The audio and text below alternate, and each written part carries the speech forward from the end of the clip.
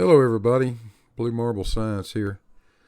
I ran across a channel called My Perspective, and this guy's got a problem with Wolfie 6020 and 9/11 and Einstein and a few other things. But after watching it, it is pretty clear that it is absolute, true, pure bollocks. So let's have some fun.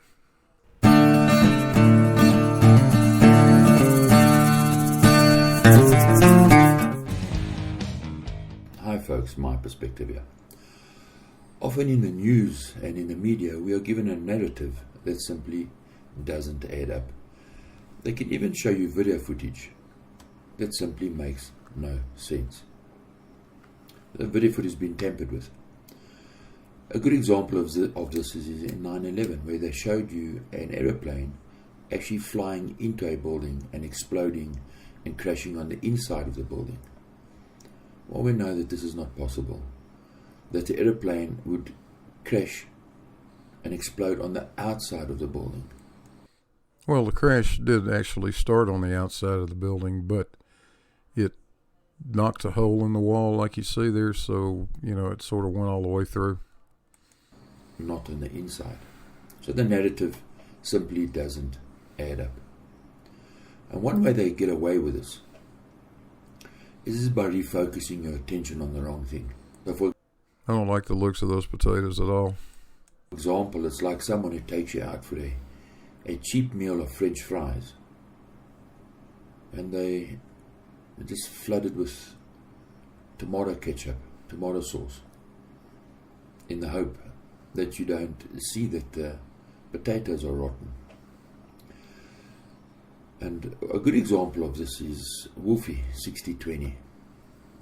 Now in Wolfie's presentation, Wolfie gave us a presentation of a HUD display that simply didn't add up. Yep, that's a HUD display. So first Wolfie gave us some tomato ketchup on his rotten potatoes, right? He showed us this is the tomato sauce, right?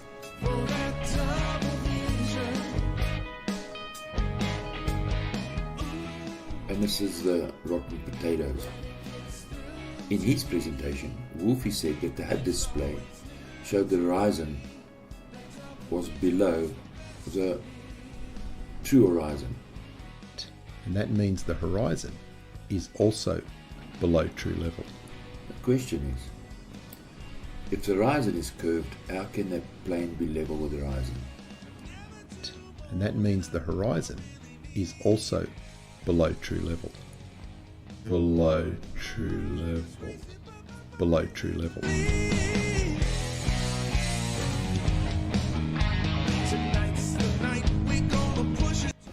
So what we're saying is that his HUD display shows a curved Earth.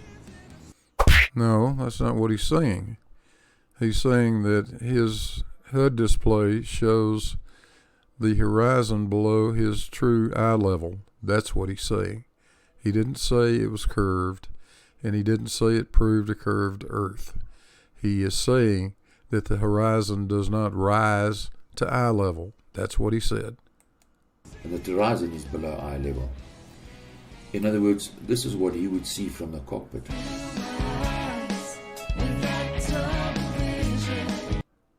Well, he might see that if he was flying over an Earth that was about a mile in diameter.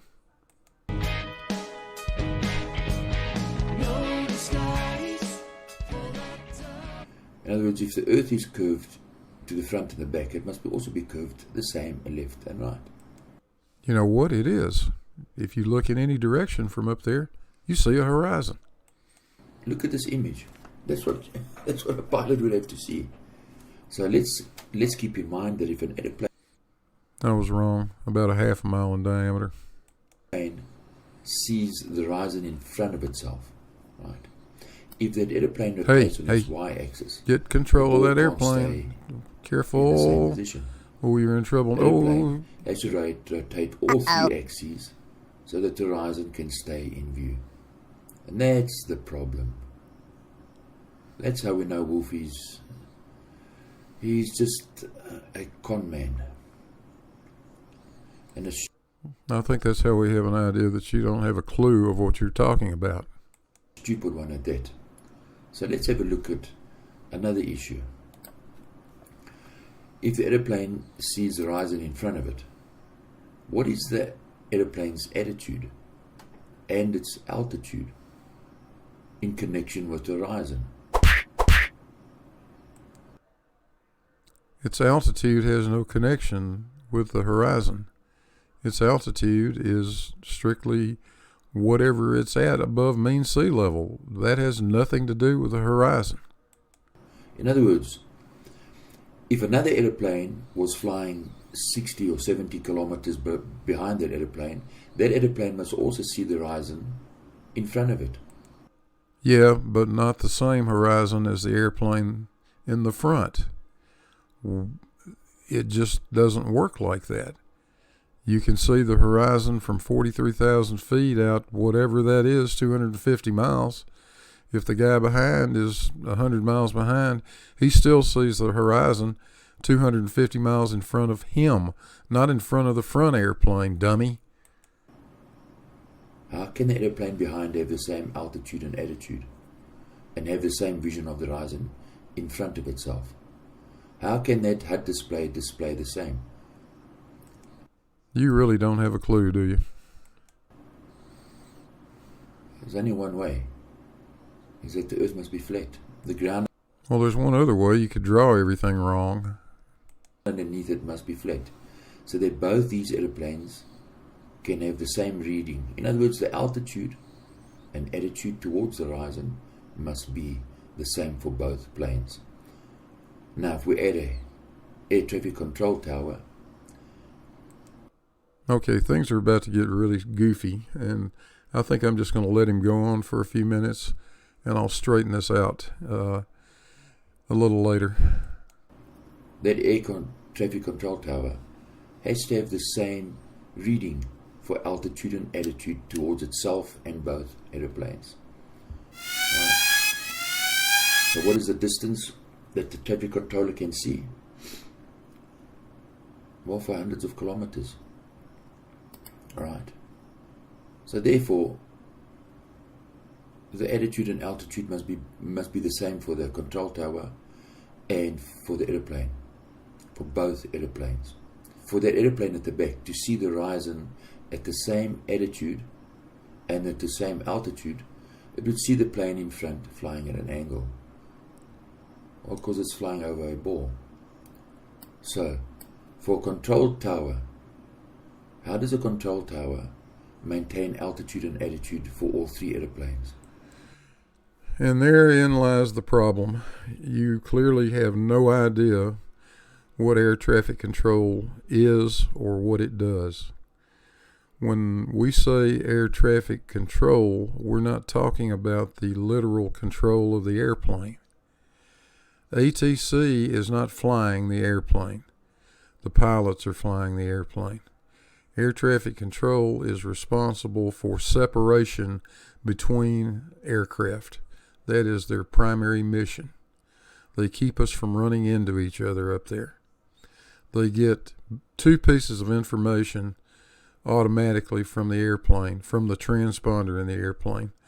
The one thing is a squawk code that is assigned to that particular flight on that particular day, and that lets them identify which radar blip belongs to which aircraft.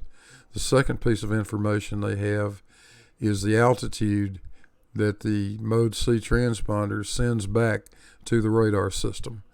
The radar system from that infers the speed of the aircraft, and it can plot its direction. So it can learn those things just by watching where the radar signals are coming from. But the air traffic control has no control whatsoever over the actual flight of the plane. None. And they have no knowledge of the attitude of the airplane. They could care less what that is. If they're flying over a curve, cannot happen. That's why we know Wolfie's stuff is nonsense. He's lying. No, what we know is you don't know what the hell you're talking about. The control tower must have the same altitude and attitude for all three aeroplanes if it's to control all three aeroplanes. The measurement must be the same for all four elements, the three aeroplanes and the traffic controller. So Wolf is saying that his attitude indicator is different. In other words, the higher he goes, at some point the horizon line drops below. And the reason why is because he's flying higher than normal aircraft. He didn't say anything like that. Really, you can't possibly be this stupid. In other words, normal passenger aircraft. Well, then that brings up a whole lot of other issues. In other words, his altitude and his attitude is measured against what? His altitude is measured against mean sea level, and his attitude is not measured, period. Means his wind resistance. In other words, as the airplane takes off, right? Oh shit, now that we screwed up air traffic control, we're going to mess up aeronautics to go along with it. Please tell me we're not going to talk about wind and lift. Its altitude and the attitude is measured against what? The horizon line, which is flat. But he's flying over a ball. The wind resistance on the plane then Oh is shit, I against guess the we plane. are.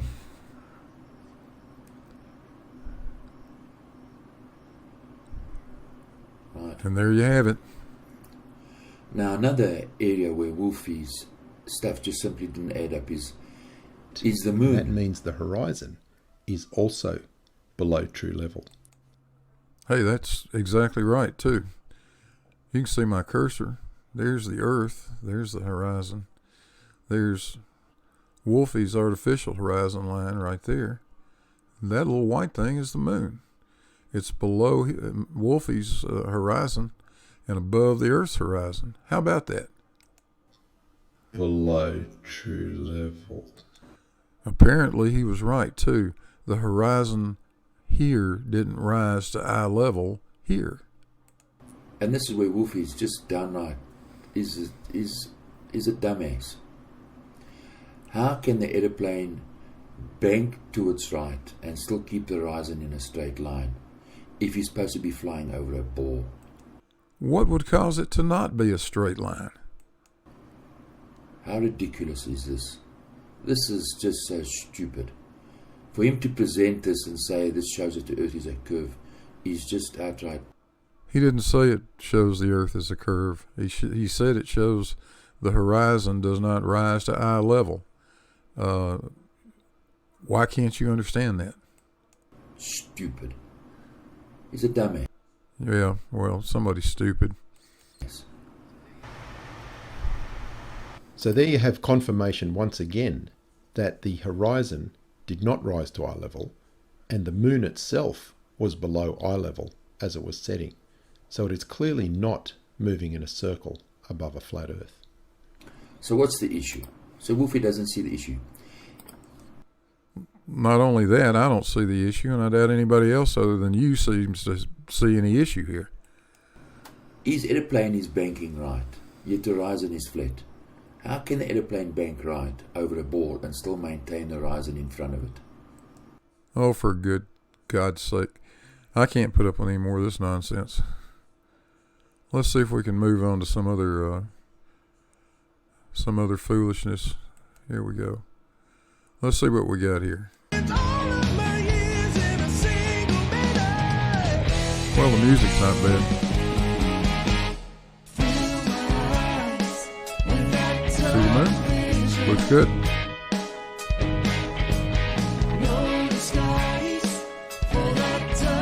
I like it.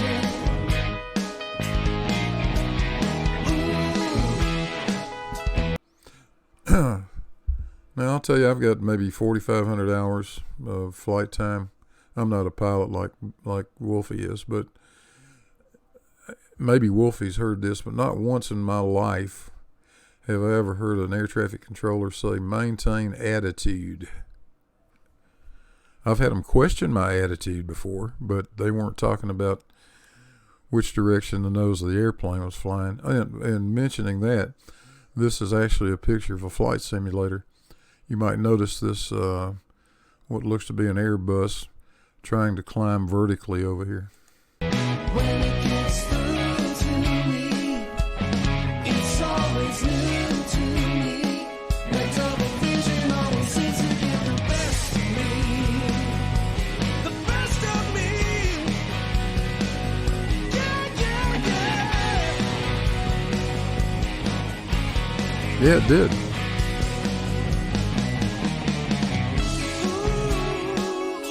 B-38 Lightnings. I love them. And he's right. Radar still can't see around the curve of the Earth. But Loran could. GPS doesn't really care. So I'm not sure what the point is.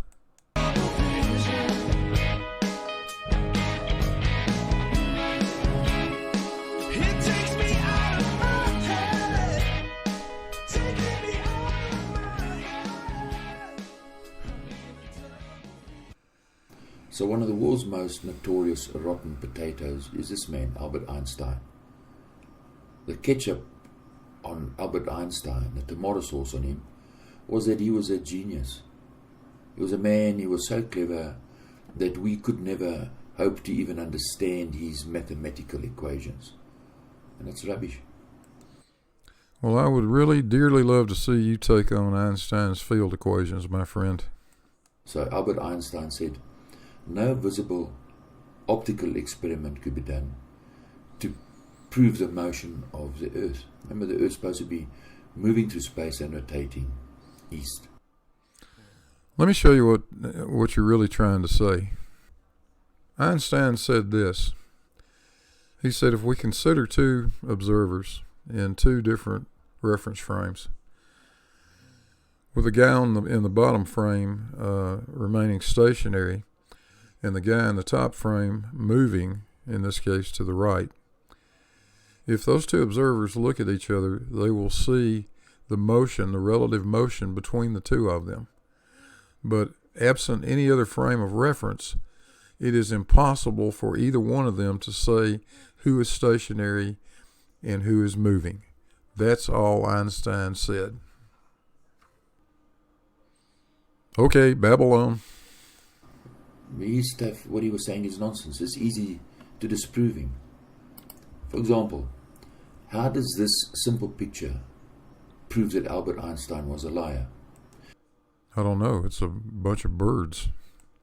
If this fence that these birds are landing on is lined up to north to south, well, if this fence is lined up north to south, how can the birds land on it the same? Because they're birds. That's what they do. Easterly and the westerly direction. In other words, if the birds coming from the east and the birds are coming from the west can both land on this fence, tells you that the Earth's not spinning. No, it just says the birds wanted to land on the fence. That's all. Right. So how then does this simple fence with birds sitting on it disprove Albert Einstein Well, it doesn't, but I'm sure you're going to come up with something. and prove him to be a liar? Well, if this fence is lined up north and south, that means birds flying from the east and west cannot fly at and land on the fence at the same speed. Oh, good grief. We're not going to go through that 1,000-mile-an-hour bullshit again, are we? Because they would be flying at different speeds and covering different distances. So the birds flying westerly would be flying backward and forward slower so that they could land on the fence. The birds flying easterly would have to fly faster so that they could land on the fence if the fence is moving. So they'll say, no, well, the birds are spinning with the Earth. Well, let's have a look at that. Let's just say you'd spent your whole life in a box. All you could see was look up. And you could...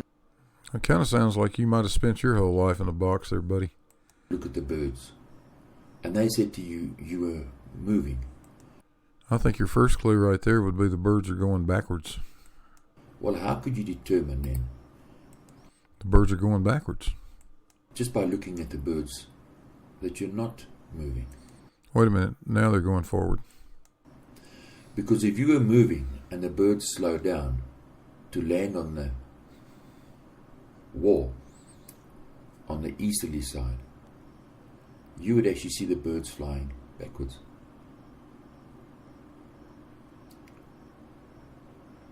But the fact is that the birds would land on all four walls equally from all directions, would tell you that you're not moving.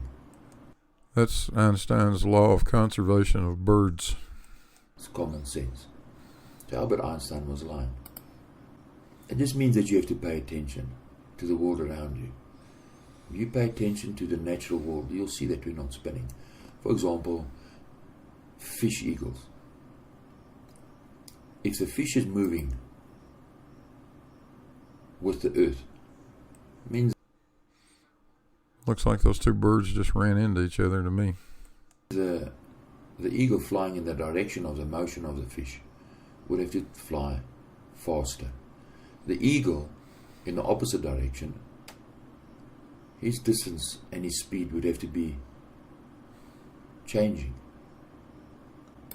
So Albert Einstein stuff just simply doesn't add up. So the next bit, I want you just to have a look and think, and you have to reason and think this stuff through yourself.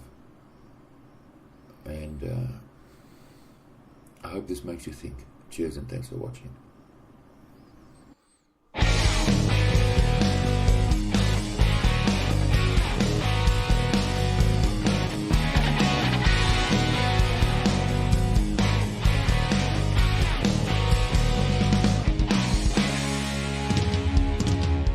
Feeling down and dirty, feeling kind of mean.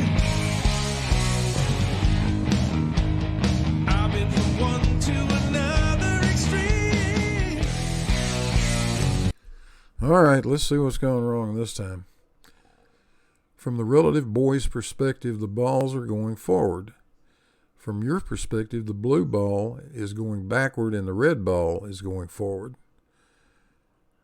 Okay. From both perspectives, the balls cannot travel at the same speed. That is a massive fail. The boys in the moving reference frame are in the same frame of reference, as are the balls. From their frame of reference, the balls are moving at exactly the same speed. From our frame of reference, it is different. We're going to see the balls moving at two different speeds. This is relativity, my friend. You really need to look into that. It's more than I feel like tackling. So anyway, hey, it's been fun. We'll see you guys on the next one. Don't forget to hit like and subscribe.